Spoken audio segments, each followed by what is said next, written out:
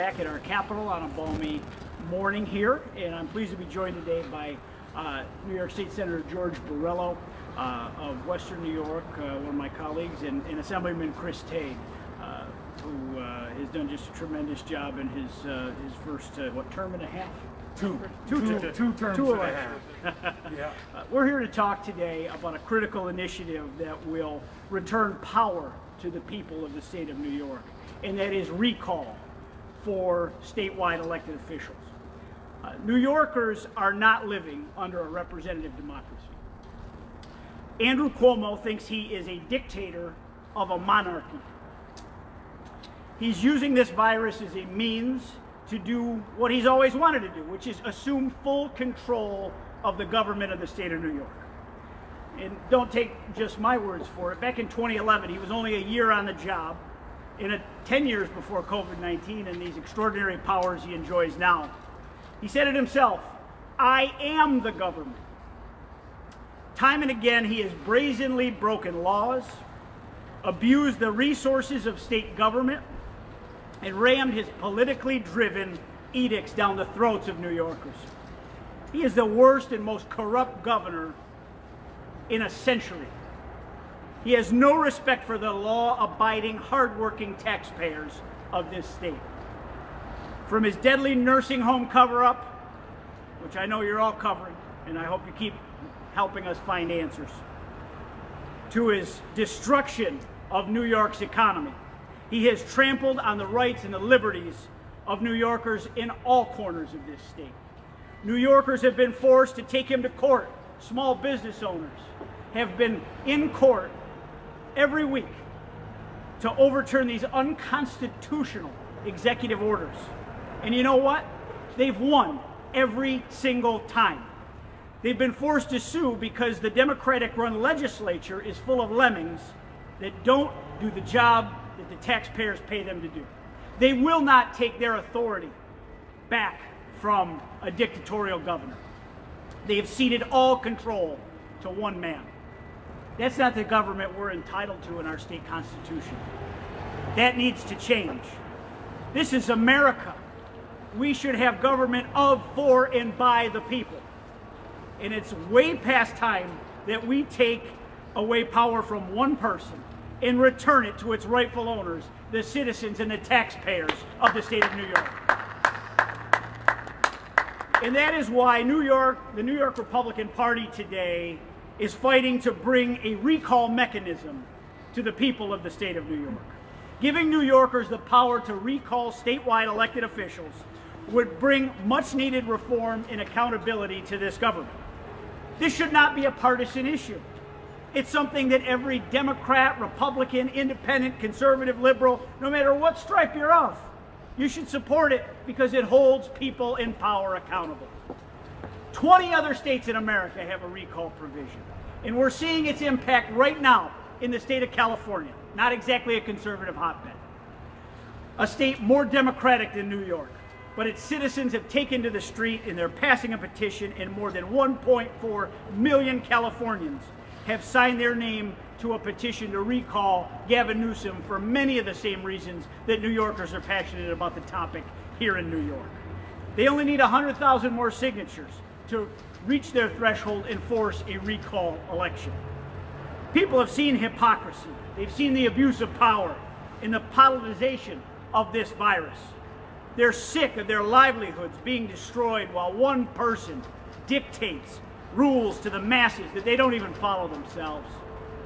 It's no surprise that a new poll came out yesterday, and it shows that a plurality of New Yorkers want a new governor.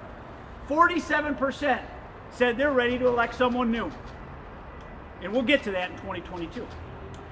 And incidentally, despite no previous discussion on a serious way, no public information campaign, recall was 40% favorable among New Yorkers. That number will grow starting with our efforts that kick off today. And it's about reform, and it's about common sense, and it's about empowering citizens. And that is something that every New Yorker should be able to get behind. It's needed now more than ever. Right now, the Democrats in that building are brazenly trying to strip the independents from the process of redistricting. They're trying to amend our New York State Constitution to strip that power that was put in the Constitution just 10 short years ago. They want to gerrymander themselves into a permanent seat of power and authority. That's how little respect they have for representative democracy in a referendum that was passed just a decade ago and has never been implemented.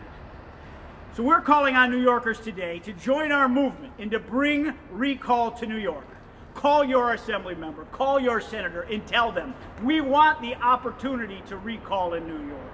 Go on to NYGOP.org. Sign your name to a petition and show the people in power that they actually are accountable to you. And before I turn it over to these great legislators that have joined me and are courageously standing up for this initiative, I also want to thank someone that couldn't be with us today, and that's State Senator Joe Griffo. He has been a leader on this issue, bringing recall to New York and carried this bill for more than a decade. He's a true champion for reforming Albany, and we thank him for his leadership. And at this time, before we get to Q&A, I'd like to welcome to the podium a great senator, someone that's brought a real breath of fresh air and leadership, a fellow Western New Yorker that has done a tremendous job, State Senator George Borello. Thank you very much. Thank you, Mr. Chairman. First of all, thank you very much for being out here on this cold day, and thank all you as well.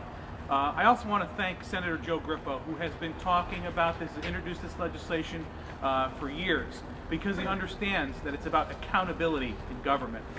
We've seen across this nation what happens when people feel voiceless. We've seen violence. We've seen people feel that accountability is important to them, and they feel that their government and their elected officials do not serve them.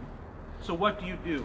As the chairman has mentioned, unfortunately, the leadership, the ruling class in Albany, feels no responsibility to hold this governor accountable. That's what's happening right now. And the bottom line is, this is not even about Andrew Cuomo. This is about giving the people of New York State the ability to have their voice heard when they feel that their government, that their leadership no longer serves them. How do we do that here in New York?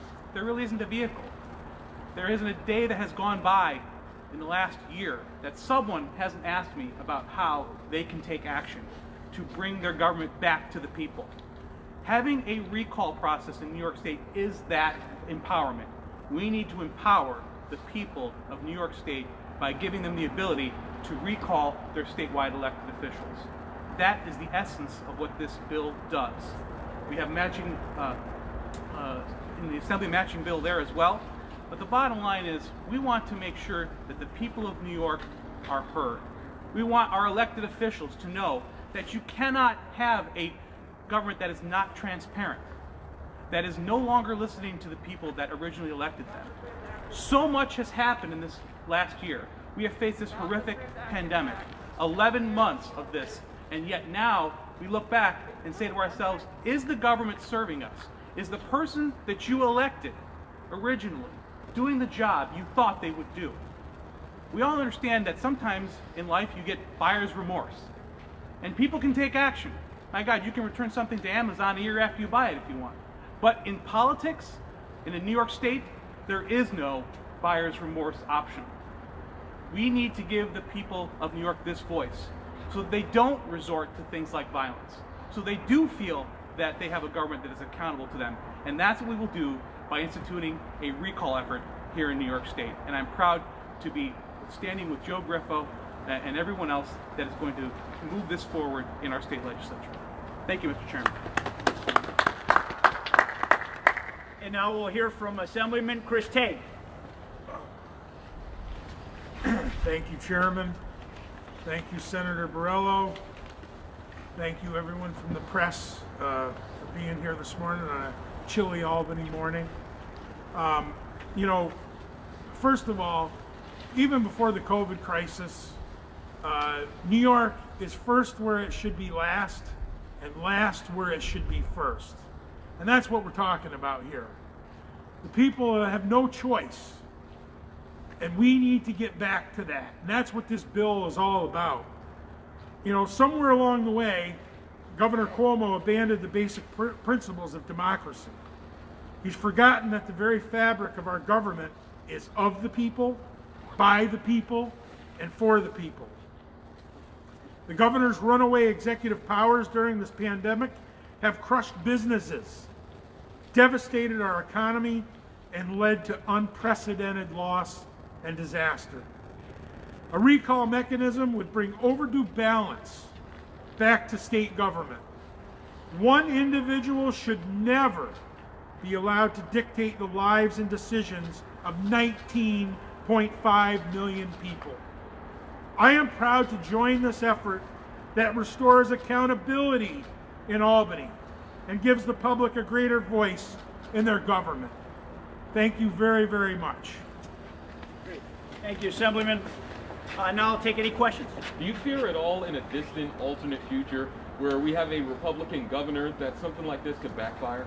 Well, you have a very good point. I do believe that we have to have a high threshold. I mean, in the signature requirement, look at California. I mean, they have to get about 1.5 million on the signatures. That's a serious amount of signatures. Now, they have a much larger population than New York, but you know, this would not be something that should be taken lightly. It should only be in extreme measures. But the fact of the matter is, I think that the people should have the opportunity to institute these. We saw that very thing happen in the state of Wisconsin. You know, people were angry at the reform Scott Walker brought as governor. He faced a recall. He won. I believe that this is something that should work here. You know, the governor likes to pound his chest and say how we're the progressive capital in the world. I don't know how it's not a progressive effort to let the people have a voice in their government. We should also have initiative and referendum in the state. Nick, we're talking about a constitutional amendment, right? We are. It would have to be, but the ball has to start at some point. Look at the rush job they've done on trying to strip the independents out of redistricting. You know, it happened at the end of last year. They've hurried up and done it this year, and my guess is we'll see that on the ballot this fall as they're trying to cook the books and gerrymander these seats. But considering the Democrats dominate both houses of the legislature, you'd have to get through 2 different sessions plus get in front of the voters. That's a pretty steep hill, is it not? It's a steep hill. This is about going forward. I mean, this is not this moment, but there is such an outcry. I mean, not a day goes by that our phone doesn't ring 10 times where people, you know, they see what's happening in California and they want that for New York as well. I hope that we're through this crisis and we get back to a democracy. But the problem is when this is over, we still need a lot more democracy over there. You know, it's not what we've had really for the entirety of our history as New York. It's not good enough. We need to have the people more engaged in their state government. They need to be more aware of what's happening. And this would, you know, having this hanging over the head of any executive in this state would have a chilling effect on the corruption and the totalitarian control. Chairman, there is a procedure in the legislature to remove the governor. Why isn't that enough right now? Let's face it, these are people that won't take their own power back from the government. I mean, talk about spineless. I mean, they won't come and do their job. And I mean, look at this. This is a session day. Look at this street. Look at this town. It's dead. There's nothing happening. I mean, there needs to be a reinvigoration of New York State government. Everything else is going on. I mean, we're acting like, you know, we are just waiting for orders from the castle. Can I add? Absolutely. The other thing is, this is about the people having a voice. You mind stepping up? Sure. Sorry. And I apologize. This is really more about the people having a choice. Yeah, there are ways that the legislature can remove people from office, but that doesn't give the people a voice. That's the political end of it. This goes to letting the people have a choice. It's just like you and your job. Your employer, if they don't feel like that you're doing your job properly, they sit you down and they fire you. The people are the ones that that are supposed to be running the state. This is supposed to be a people's government. If they feel like the elected official is not doing their job, they should have a recourse to remove them from office. That's what we're saying here.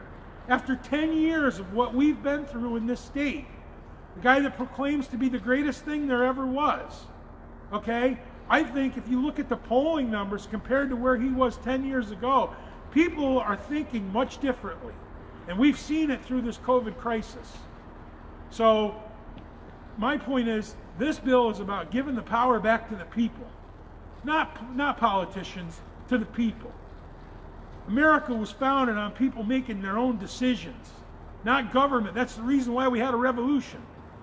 So This is about the people, not about government making those decisions, about the people. Can I just ask about the bill, just because I haven't read it? Is there a signature threshold, like how many signatures that somebody would need just to... Go ahead.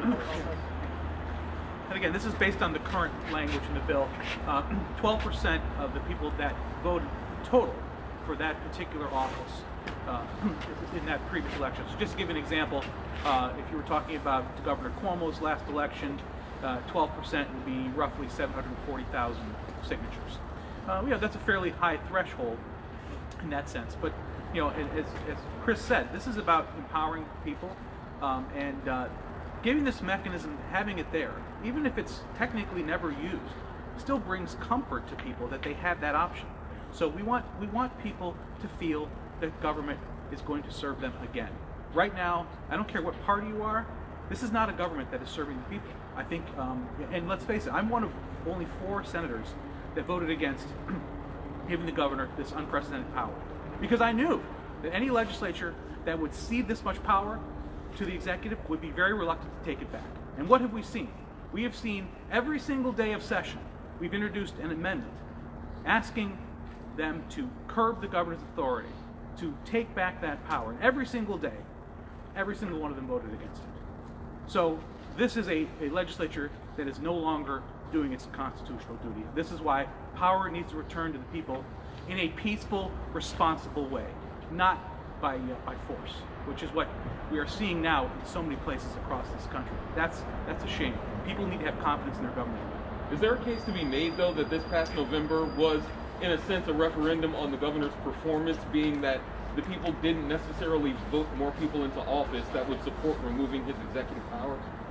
No, I don't think so. I don't. It was a status quo election. He was not on the ballot. I don't believe he went out of his way to campaign for anybody.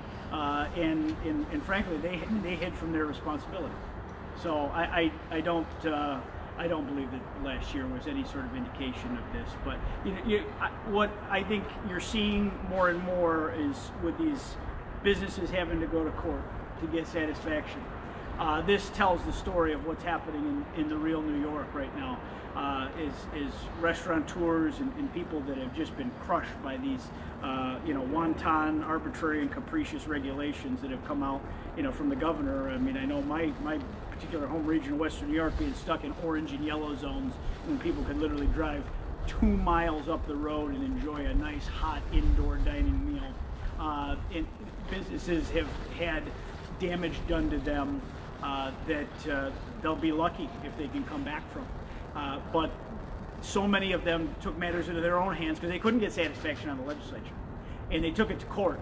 And judges, what do you know? They know how to read the Constitution. And they knew how screwed these people were getting. They knew how illegal these acts were, and they, shut them down. So people are finally now able to reopen. And what do you know? We don't have color-coded zones. We'll see what comes up next week. If he comes up with some new scheme. Off-topic question. Yes. New York Times had an article today saying 140,000 Republicans have left the party over 25 states, mainly stemming from incidents that happened at the Capitol. How do you move forward? How do you get people back that you might have lost from that incident? I have not read the article, no offense, Jesse, but I don't know what time frame people are discussing and the like. I know there's a lot of different metrics that journalists try to use from 4 years ago to 4 months ago. In New York hasn't even published any numbers on that, so there'd be no way to know that in this state. I know by our own numbers that we gained 165,000 New Yorkers year over year that joined the Republican Party.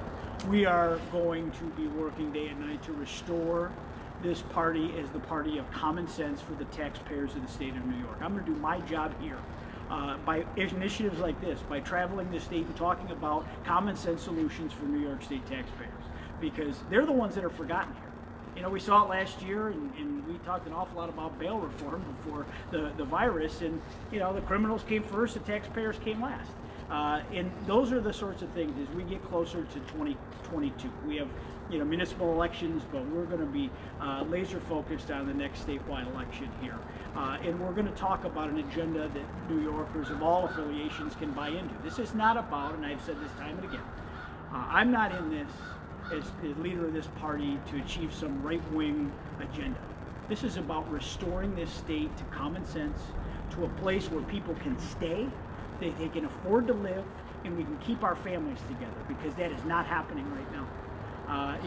Andrew Cuomo is the best realtor that Florida ever had. And we need to bring an end to this reign of terror. We need to restore representative democracy, and I'll once again at this podium today call on Andrea Stewart-Cousins and Carl Hastie to take their damn power back and get back to work for the people of this state. So Nick, respecting what you just said, you have to put together a ticket that's competitive statewide. I'm wondering, how do you approach the Donald Trump question? How do you approach the January 6th question? You've got members of your political party who were right with the president to the end, voting in support of his election claims. And then you've got people who said, enough of that, completely breaking from it, and members of your own party, including Last Standard Bearer, who didn't vote for President Trump and was open about that. So what's the course that you believe is best for the Republican Party? It's exactly what I just said that we're going to. How do you answer the Trump question and the question? The amazing thing here. One side or the other, like in Arizona, they're sanctioning. I haven't had any sanction hearings on any. Do you think that any need to be done? We have one member of the Republican Party that voted for impeachment. I was very disappointed at that vote, and I've had conversations to the like with Mr. Katko. He has 4 counties in his district, and every one of those county Republican organizations is handling it their own unique way. I don't endorse and nominate the candidates for Congress from the state level. They do that from the local level, and that's how we're treating this. So there are things that will happen going forward. The obsession with the previous president is really, I think nothing. It's fascinating to me that the media just won't let go. Meanwhile, we have, we're getting to be a month into this administration, and the problems, continue. We got a lousy vaccine rollout. People can't get a shot. They can't figure it out. We have trillions of dollars in COVID relief, and there's no willing for bipartisanship. It's not exactly rosy times for this new administration. And yet, what are we doing right now at the Capitol? An impeachment trial. I mean, it's asinine. And I'll just bring up this last point. If we can have an impeachment of a president that's no longer in office, I don't know why we can't have recall of a governor in this state. So, perhaps Democrats should look to their own hypocrisy on that. But there's a long time between now and that election, Jimmy, and we're going to be working day and night on this, on putting the best ticket together that we can, and taking on those common sense solutions that New York taxpayers will care about when they vote in 2022. We would like to know about what do you think about the situation with the inform of the dead in the nursing homes, and also if the Republicans should support a package of bill to reform the nursing homes? I am very concerned about the nursing home situation. It's something that many Republicans were talking about all last fall. Those numbers just didn't add up. I mean, the governor cooked the books. I mean, there's no doubt about it. I can't wait to see Mr. Zucker sit in the hot seat on the 25th and answer questions. But I think anyone that has any doubt ought to go back and watch the governor's first press conference after Attorney General Letitia James' report came out. She laid out the facts in 76 pages, and he sat there and blamed everyone all the way up to God as to why things happened. But I seem to remember a piece of tape that I'm sure that you all do as well, where he said, "If you don't like it, blame me, blame me." He didn't say that day at that press conference. He doesn't accept the blame. He doesn't accept the responsibility. One part of leadership that's the most important is accountability for your actions. In his executive order, his signature, his stationery on his desk with his pen, sentenced senior citizens to their deaths unnecessarily. And they died alone. And they died without the warm love of a family member there as they drew their dying breath. And there needs to be justice. And I pray every day that Tish James continues to have the courage to fight this fight and bring justice for those people. And I also join with the efforts yesterday. I know the Assembly and the Senate joined Congressman Reed and our entire federal delegation, with Elise Stefanik and Lee Zeldin and the like, to call for the DOJ to launch an inquiry, and let's get to the bottom of where Joe Biden's DOJ stands on this important inquiry. We need answers. We need to know why this was done. It defies all common sense and common logic. You know, if your kid had the flu, you wouldn't take your kid and put him back into the kindergarten class, because all the kids would have the flu. It just doesn't make sense. And I think other than the fact that he should just say, I'm sorry, and I made a mistake, and I think that people would probably, you know, be a little less harsh on the governor, but the fact that he brazenly refuses to take accountability for his own actions and his own administration's blunder that, you know, has led to deaths in the state unnecessarily. We lead, you know, again, I think it's important, while he declares himself, you know, the world champion of COVID response, we lead the nation in COVID deaths. We lead the nation in COVID nursing home deaths. I mean, it's unacceptable. But regarding the package of bills that are to reform the nursing homes in the legislature, do you think that the Republicans should support them? I would leave that to the legislators, because I haven't had an opportunity to read the package yet. So, you guys have commentary on the package of bills? I'll just say this: certainly we are very interested in supporting the reform of nursing homes, you know, where I want to be cautious, especially, is that there are these influences in some of these situations that are not about doing the best thing to reform nursing homes, about doing the best thing for our senior citizens, our most vulnerable citizens, and more about who can profit from those changes. Yeah. And I'm very concerned about that. I've said this before. We need to protect those folks who are caring for our most vulnerable individuals without you know, putting them under to benefit certain special interest groups. And that's my biggest concern. So we'll be thoughtful, and if something makes sense, we'll be supportive of it. Got time for me one more. Hey, Nick, yes. Do you think Stefanik would be a credible gubernatorial candidate? I think that Elise Stefanik would absolutely be a credible candidate for governor. I think many members of our federal delegation would be great candidates for governor. I mean, she has, she's certainly every day out there, you know, holding the governor accountable and pointing out, you know, a lot of things like this nursing home situation. I know she led the charge to get the members to send a letter calling on the Biden DOJ to get more involved here. You know, she's certainly, you know, taken Washington by storm as someone that has, you know, was elected as the youngest woman to serve in Congress at that time, and she certainly made a huge name for herself. She's someone I respect. Her work ethic is second to none. I think she'd be a very credible candidate, you know, should she choose. Have you spoken to her about it? Well, I don't recruit candidates through the media, but, you know, she's certainly a name that comes up in a lot of conversation.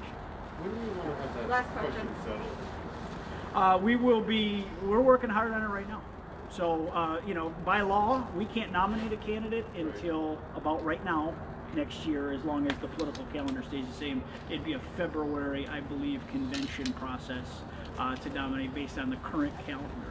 So we are, you know, I have long said, and part of my platform when I ran for chairman was to make sure that we were settling 2022 in 2021. Thanks, guys. Thanks, everybody. Really appreciate it.